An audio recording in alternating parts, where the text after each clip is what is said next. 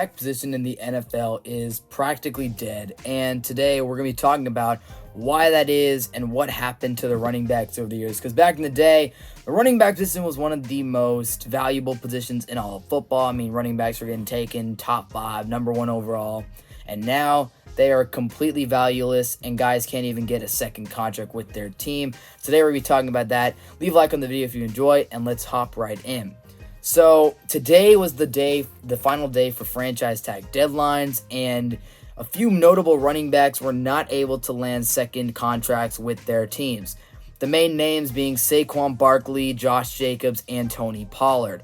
Pollard was expected as he hasn't even been the number 1 running back in Dallas officially his whole career, and so that's not really too surprising.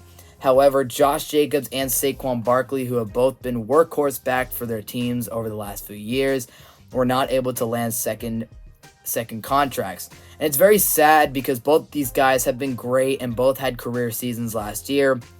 Barkley put up 1,300 yards and was practically the Giants' whole offense last season, helped them get a playoff win. And Josh Jacobs led the league in rushing yards with over 1,600 rushing yards and double-digit touchdowns. Both of these guys were not able to land new deals, and now they're either both going to have to stay on the franchise tag or they're going to have to hold out. And as we've seen in the past with guys like Le'Veon Bell and Melvin Gordon, holding out is never a good idea. Quarterbacks, wide receivers, and pass rushers get all the money, and the guys like the running backs are left with the scraps. And it makes sense from a business standpoint. The running back position is about as valueless as it's ever been.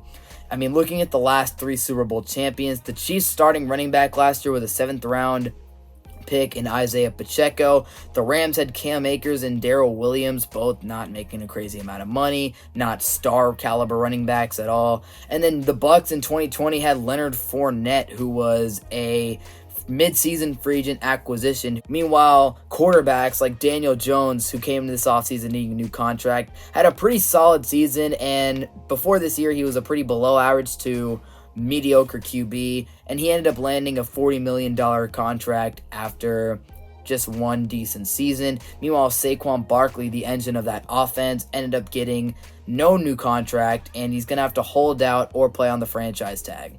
It stinks for these running backs, and like Derrick Henry posted on social media today, he is supporting his guys who can't land those second contracts despite being really productive.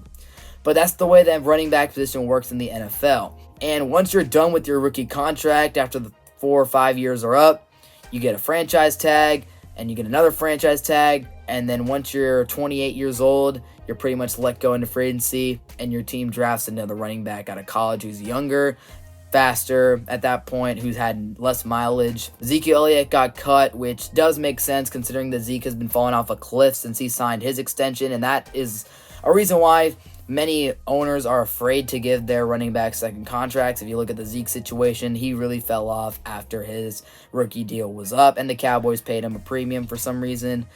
And then the thing is, you can always draft. Running back is such an easy position to replace. I mean, look at the Cowboys themselves, drafting Tony Pollard in the 4th round, and who ended up being really productive, super fast, and just way better than Zeke at this point.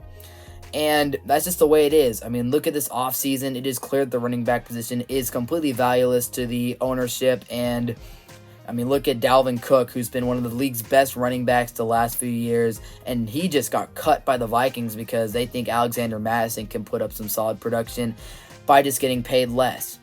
Whenever a running back wants a new contract, they're probably not going to get it from their respected teams these days. Paying a running back $10 million a year when you can use that money elsewhere to help get your quarterback a good receiver or get a good pass rusher or some depth on defense, running backs just aren't that important. The thing is, these owners and these teams, this is just how it's going to be from now on. This is a business decision.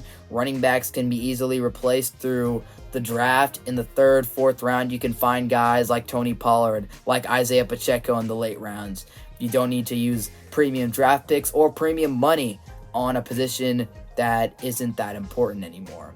The running back position used to be really valuable, and these days it does not matter how good you are. There has not been a running back who has signed a second contract per Adam Schefter since 2021 when Nick Chubb signed a long-term deal with the Cleveland Browns.